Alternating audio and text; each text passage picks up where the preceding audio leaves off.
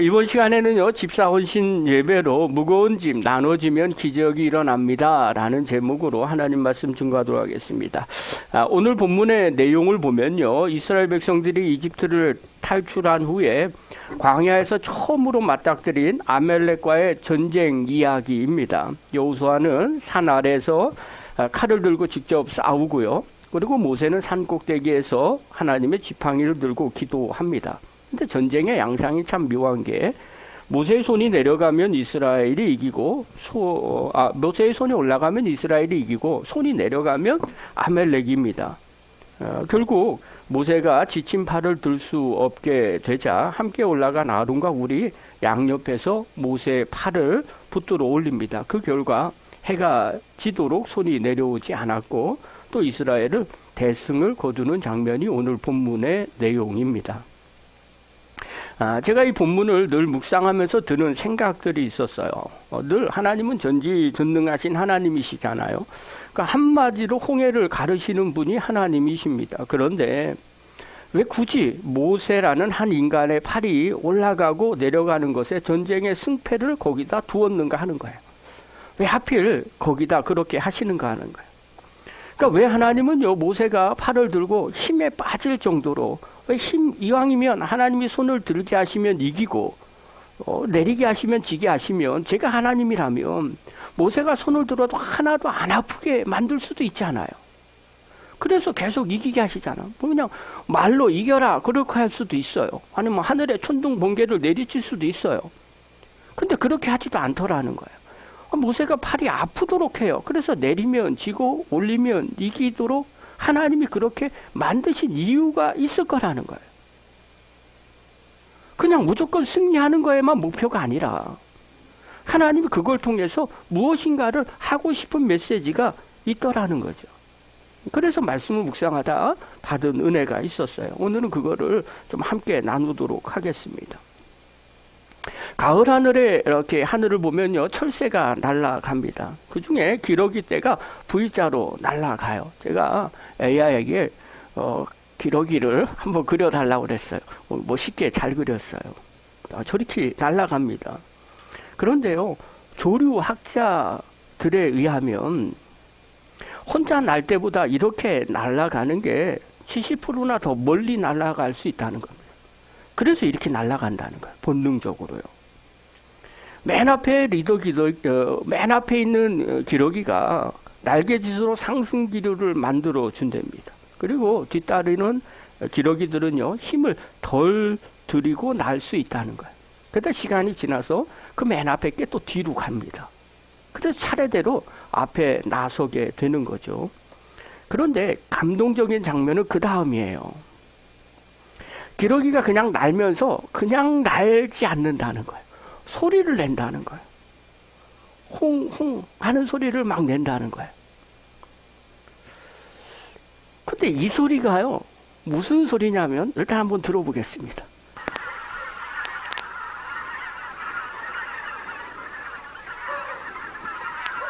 지금 나왔죠? 새소리가 막 나는데 홍 그러잖아요. 네, 이 소리가 무슨 소리냐면요, 그냥 시끄러운 소리가 아니라 뒤에 있는 기러기가 앞서가는 기러기에게 힘내 하는 소리라는 거예요. 그래서 홍 한다는 거예요. 깜짝 놀랐어요. 아니 뭐 이런 게 다 있어? 아니 동물도요, 사람보다 더한 것 같아요. 응원의 소리를 하는 거예요. 그리고 앞에 있는 기러기가 지치면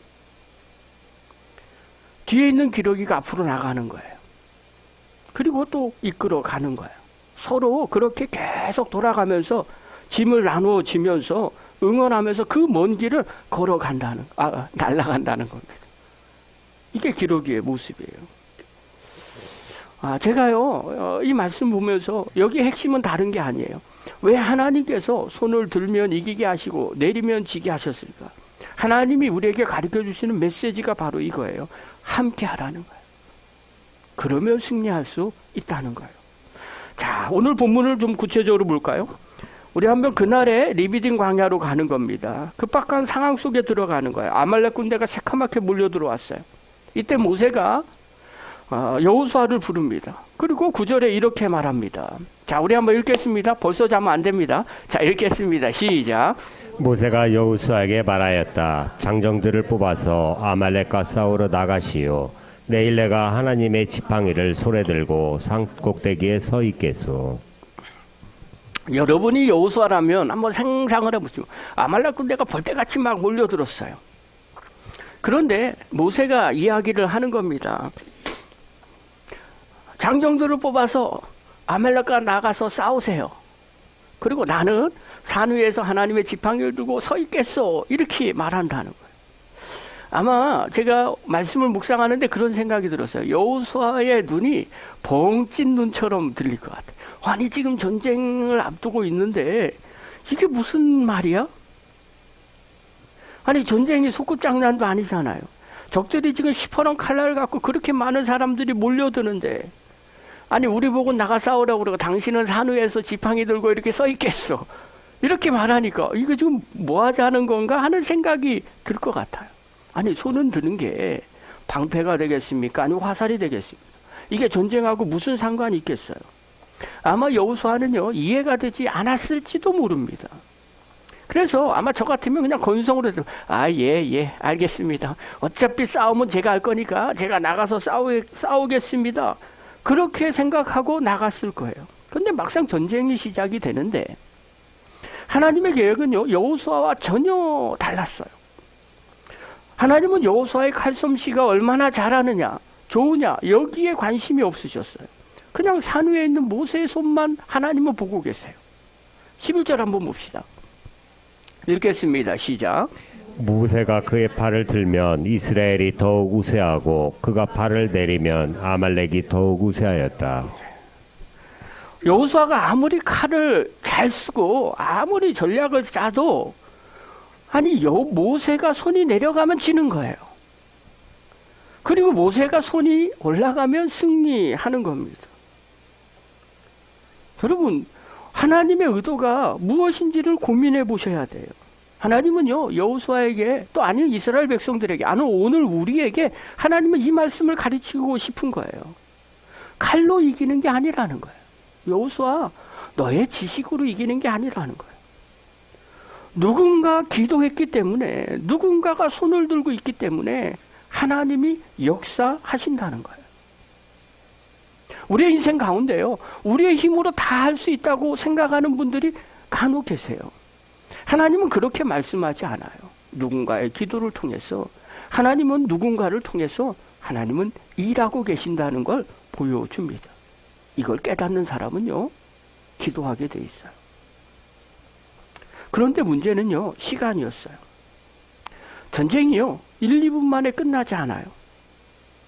떼약볕이 내려뛰어요. 거기에요 르비딘 광야는요 제가 송지순례를 갔는데요 처음에 갔을 때 회개를 많이 했어요. 성경을 보면서 이스라엘 백성들이 불평하는 게 이해가 되지 않았어요. 아니 왜 불평을 해? 아침마다 만나가 내리잖아. 먹으면 되잖아. 하나님이 구름 기둥으로 불 기둥으로 인도해 주시잖아. 뭐 걱정할 게 있어. 그런데요 그게요 산산이 부서졌어요. 버스를 타고 갔는데요 차 안이 너무 더운 거예요.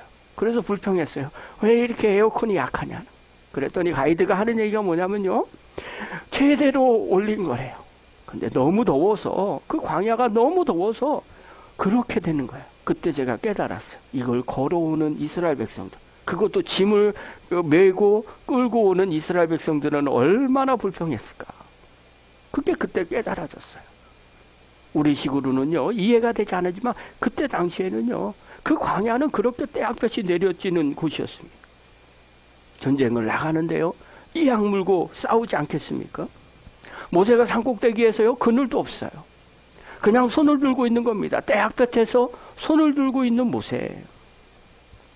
얼마나 힘들고 어렵겠습니까? 팔이 5분 10분만 들면요 팔이 아픈 거예요. 근육이 끊어질 것 같은 아픔이 있는 거예요. 모세인들요 왜 손을 내리고 싶었겠어요? 끝까지 붙잡고 있었겠죠. 왜요? 그래야만 이기는 게 눈에 보이니까요. 그러나 자기가 손이 내려지면 백성들이 지는 게 보이는 거예요. 내 형제, 내 자식 같은 백성들이 죽어가는 그 모습이 눈에 보이는 거예요. 그러니 어떻게 해요? 이를 악물고 버티는 겁니다. 떨리는 발을 억지로 붙잡고 버티는 겁니다. 그럼에도 불구하고 인간인지라 육체에 한계가 있어요. 결국 팔이 뚝 떨어지는 거예요. 그러자 거짓말처럼 아멜렉이 파도처럼 밀고 올라옵니다. 이 순간에 곁에 있던 아론과 훌이 움직입니다. 12절 보십시오. 자, 우리 한번 같이 읽겠습니다. 시작. 모세가 피곤하여 팔을 들고 있을 수 없게 되니 아론과 훌이 둘을 가져와서 모세를 앉게 하고 그들이 각각 그 양쪽에 서서 그의 팔을 붙들어 올렸다. 해가 질 때까지 그가 팔을 내리지 않았다. 여기서 한번 잘 보십시오. 그들은 모세에게요, 아니 지도자가 뭐 이렇게 정신력이 약해요, 이런 말 하지 않았어요. 좀 똑바로 서서 좀 제대로 좀 해봐요, 이런 말도 하지 않았어요. 아니 비켜보세요, 나이도 많으신 분이 내가 알아서 하겠습니다, 그런 말도 하지 않아요. 이 두 사람은요, 모세의 한계를 그대로 인정을 합니다. 그리고 조용히 돌을 가져다가 모세를 편한 자리에 앉힙니다. 그리고 한 사람은 오른쪽, 한 사람은 왼쪽을 모세의 팔을 붙잡고 이렇게 올려드립니다. 세 사람이 마치 한 몸처럼 딱 붙어서 기둥이 돼버린 거예요. 근데 여기서 핵심은요, 해가 칠 때까지 그의 팔을 내리지 않았다입니다. 여러분, 여기서 내리지 않았다라는 이 단어의 원어가 뭐냐면요, 에무나라는 단어예요. 내리지 않았다. 성경에서는요, 이걸 어디에서 번역을 하냐면 믿음, 신실함, 진실로 번역되는 단어예요.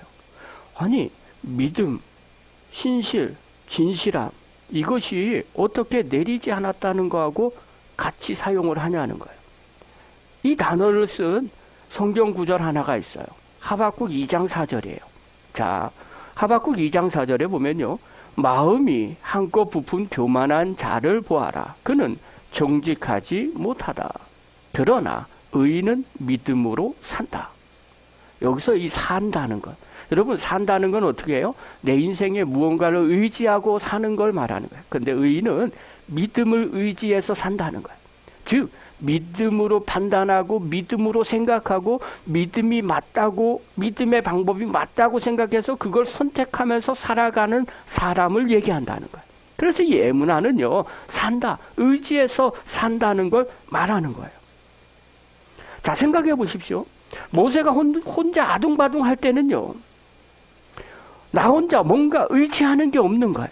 그런데 이 의지하다, 이 에무나, 이게 팔을 내리지 않았다는 거예요. 팔을 내리지 않았다는 건 뭔가 의지했다는 거예요. 누구에게 의지해요? 아론과 훌에 의지했다는 거예요. 나 혼자는요, 의지할 수 있는 게 아무것도 없는 겁니다. 그런데 모세는요, 아론과 훌을 의지했어요. 다른 말로 표현하면요, 아론과 훌이 모세의 팔을 붙잡아줬어요. 그래서 그 사람이 에무나가 된 겁니다. 서로가 서로를 의지할 때, 붙잡아줬을 때 그 사람은 에무나가 되는 거예요. 그걸 믿음이라고 말하는 거예요. 내가 그 사람을 믿는다는 거예요. 그래서 그 사람을 의지한다는 거예요. 하나님은 그것을 원하신 거예요. 그리고 그곳에 하나님의 역사가 일어납니다. 사랑하는 성도 여러분, 하나님이 보시는 믿음은요, 나 혼자 독불장군으로 자라는 게 아닙니다. 하나님이 보시는 믿음은요, 내가 뭔가를 잘 계획해서 그걸 이룬다고 하는 것이 하나님이 보는 게 아니라는 겁니다. 하나님이 보는 것은요, 누군가 지쳐 쓰러질 때 옆에서 붙잡아주는 그 사람, 기댈 수 있게 해주는 그 사람을 하나님은 보십니다. 그걸 연합이라고 말하는 겁니다. 하나님은 그것 위에 하나님의 역사를 이루어 가십니다. 아론과 훌이 그렇게 손을 붙잡아준 그 모습을 하나님은 원하셨던 거예요. 그리고 그 모습을 보았을 때 하나님은 이스라엘에게 승리를 부어주셨습니다. 저는 우리 안성열림교회 모든 성도들이 그렇게 애문화가 되는 믿음의 성도들이 되기를 간절히 바랍니다. 누군가에게 의지하는 사람, 또 누군가를 붙잡아줘서 그 사람이 의지하고 애문화가 돼서 승리를 쟁취하는, 그리고 그것에 도움을 주는 하나님의 거룩한 성도 되기를 간절히 축원합니다. 세상에서도 마찬가지예요. 누군가에게 도움을 주는 사람, 그 사람이 필요합니다. 오케스트라를 연주할 때 생각을 한번 해보십시오. 우리는 보통 화려한 멜로디 연주를 보는 바이올리나 그다음에 무대 지휘자, 또 혹은 독주자에게 주목합니다. 그런데 음악하는 사람들은 안다고 이야기를 해요. 그 음악의 완성된 힘이 어디 있느냐? 묵직하게 깔리는 소리에 있다는 겁니다. 그래서 오케스트라의 구조를 보면 이렇게 만들어진다고 합니다.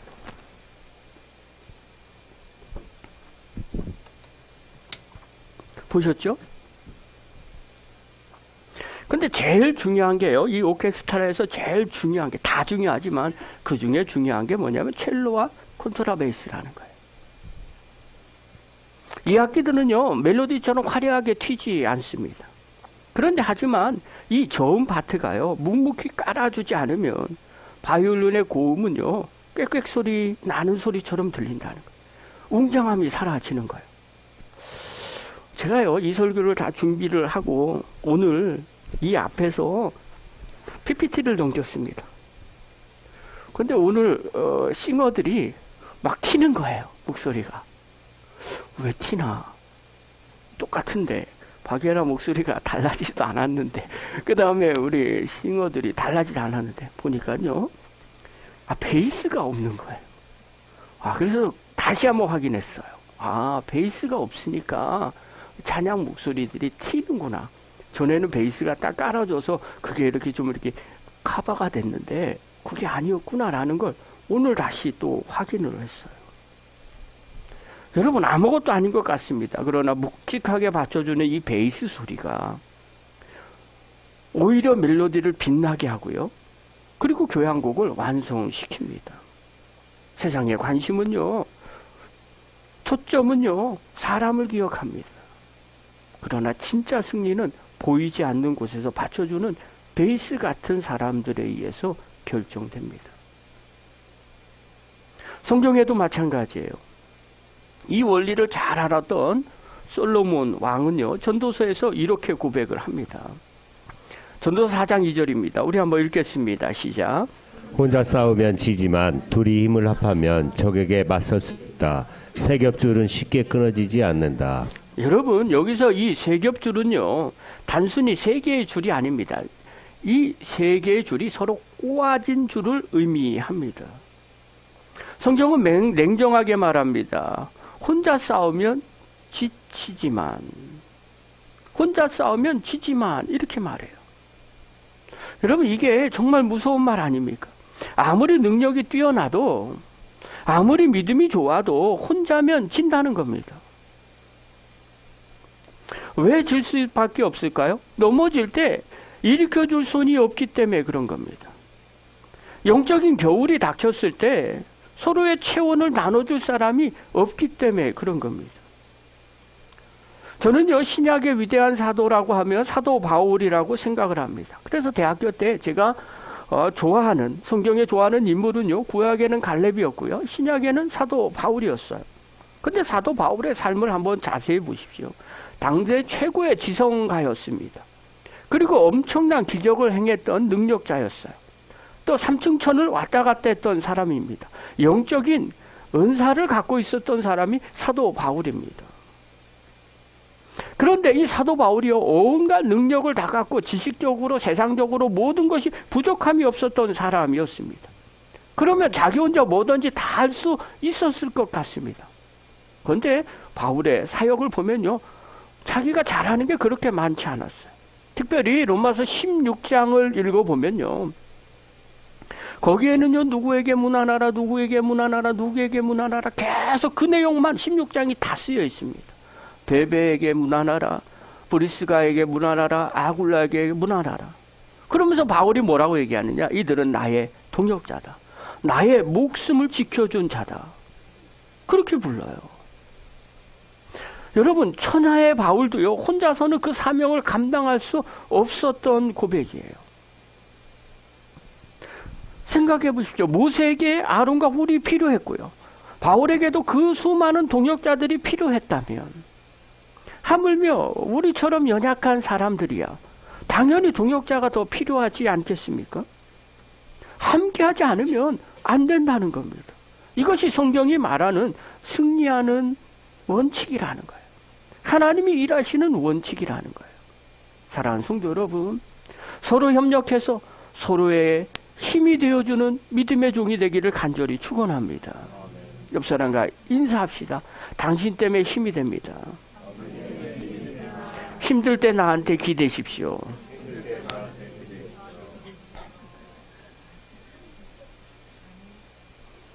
교회 안에서도 마찬가지예요. 19세기에요. 미국 대부흥을 이끌었던 전도자 D.L. 무디입니다. 그가 19세기 때 집회를 할 때 이랬다는 거예요. 제가 이걸 찾아보고 깜짝 놀랐어요. 야, 옛날에 이렇게 사람이 모였나. 수백만 명을 주님께로 인도했던 전설적인 설교가입니다.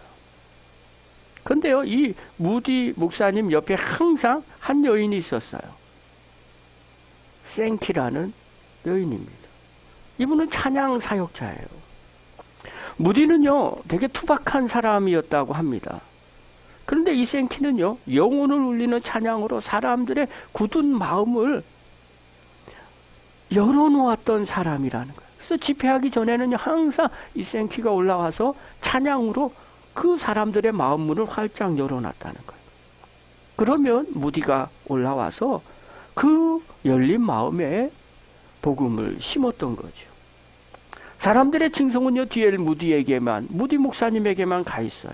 그런데 무디 목사님이 이렇게 간증을 했다고 합니다. 생기가 없었다면 나의 설교는 허공을 치는 메아리였을 것입니다. 생킹이 없었다면 나의 설교는 허공을 치는 메아리였을 것이었습니다. 여러분, 전도자 무디 뒤에도 이렇게 조력자 생키가 있었다는 겁니다. 그들의 아름다운 연합이요, 세대를 바꾸는 부흥을 만들어 낸 겁니다. 여러분, 멀리 갈 곳도 없어요. 어저께 서 목사님이 잠깐 스캐너를 가지러 오셨어요. 지방에 꽤 저희 교회에 있었거든요. 그러면서 그 얘기를 하는 거예요. 목사님, 제가 밴드에 아직 안 나갔습니다. 그래서 나가지 마요. 내가 그랬어요. 그랬더니 밴드에서 보니까 청년들이 잘하는데요. 그렇게 얘기하는 거예요. 그래서 잘하지. 내가 그랬어요. 전혀 목사님하고 다른 결의 은혜가 있다고. 진짜 그런 것 같아요. 나는 청년들이요, 이렇게 해주는 게 너무 감사한 거예요. 우리 청년들에게 우리 한번 박수 한번 쳐주세요. 아니, 일어나서 인사를 받아야지. 다시 한번 박수 한번 쳐주겠습니다. 청년들.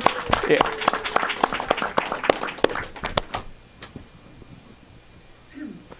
같이 하니까 은혜가 넘쳐나는 거예요. 제가 얼마 전에도 말씀드렸던 것 같아요. 주변에 우리 지방의 목사님들 만나면 다들 고민하시는 거예요. 식사 봉사가 너무 힘들어서 점심 식사 없앴다는 거예요. 안 하는 데가 있다는 거예요. 대부분 이제 안 한 지 오래됐대요. 그리고 점심 식사를 못 한대요. 다들 힘들어서 아우성입니다. 근데 우리 교회 속회들을 보면요, 저는 너무 기가 막힌 거예요. 그래서 제가 밴드에 우리 주일 뭐라 그러죠? 그 사모님이 이렇게 올리는 거 있잖아요. 사진을 식사 이렇게 딱 찍은 거를 하나 딱 보여줬어요. 슬쩍. 슬쩍 한번 보여줬어요. 그랬더니 깜짝 놀라는 거. 아니면 잔치집에 뭐 하는 거래. 반찬이 이게 몇 개냐? 6개, 7개. 뭐 이렇게 얘기하는 거예요. 그래서 한 주만 그러는 줄 알고 다른 주도 그러네요. 그래서 다 다른 주를 했더니 더 많아요. 그래서 깜짝 놀라는 거예요. 근데요, 제가 목사로서 사실 어떨 때 조마조마해요. 아니, 저렇게 매주 잔치처럼 하다가 지치면 어떡하나. 그래서 제가 언제는 세 개만 하세요. 그랬더니 3개면 또 양이 많아서 결국 그게 그겁니다. 뭐 이러면서 뭐 얘기하시는 거예요. 그래서 마음 가운데는 걱정이 되는 거예요. 아, 지쳐서 나가 떨어지면 어떡하나 하는 걱정이 있어요. 근데 그건 제 개인적인 기우예요. 가만히 보면요, 막 서로들 뭘 하겠다고 이렇게 하신다는 거예요. 너무 감사한 거예요. 여러분, 그 협력이요, 은혜가 되는 거예요. 그래서 제가 얘기하잖아요. 우리 교회는요, 우스갯소리로 주일날 되면 3가지 은혜가 있어요. 첫 번째, 예배 은혜. 아멘이 안 돼요? 예배 은혜가 있어요. 전부 다들 정말 은혜롭게 잘해요. 찬양팀 찬양 너무 은혜로워요. 아마 다른 분들이 오면 깜짝 놀랄 거예요. 아니, 이 조그만 교회가 어떻게 이렇게 실력이 있지? 놀랄 거예요. 그래서 예배 은혜가 있어요. 두 번째는요, 점심 식사의 은혜가 있어요. 식탁의 은혜요. 너무 많아요. 집에 있는 것보다 더 잘 먹어요. 그래서 너무너무 감사해요. 그 다음에 마지막 3번째가요, 뭔지 아세요? 나은이의 은혜요. 그냥, 한 8개월, 1년 안 됐죠. 그런데 그냥, 낯가림도 안 해요. 너무 신기해요. 너무 은혜예요. 그러니까 누가 안아줘도 그저 방긋방긋 웃어요. 울지도 않으니까 그게 큰 은혜잖아요. 근데 제가 그런 생각이 들었어요. 얘도 아나? 얘도 아나? 왜냐하면 자기가 울면 엄마도 불편하고 그 다음에 교인들도 다 불편한 거 얘가 아나? 그런 생각이 드는 거예요. 그래서 제가 물어봤어요. 다른 데서 안 우냐고. 그랬더니 다른 데서는 낯가림도 한대요. 좀 울기도 한대요. 교회에서만 안 운대요. 제가 하나 깨달았어요. 나은이도 지금 지목을 하고 있는 거예요. 젖 먹는 어린아이부터 모두가 다 각자 자기의 자리에서 서로의 짐을 나눠줄 때 우리 교회가 은혜로운 교회가 되는 줄 믿습니다. 사랑하는 성도 여러분, 오늘 우리의 삶이 어떻습니까? 혹시 모세처럼 무거운 짐을 지고 내가 다 해야 돼 하고 버티고 계시진 않습니까? 아니면 팔이 떨어져 나가는 고통 속에서 혼자 힘들어하고 있진 않습니까? 오늘 하나님께서 말씀하십니다. 나누어 들어라. 함께 들어라. 이번 한 주간 우리 교회 안에서 또 여러분의 가정 안에서 아론과 훌이 되는 또 집사님 우리 성도들 되기를 간절히 축원합니다. 힘들고 어려워도요, 서로 함께 짐을 지어질 때 하나님은 그 모습을 보시고 그 위에 하나님의 축복이 임하게 됩니다.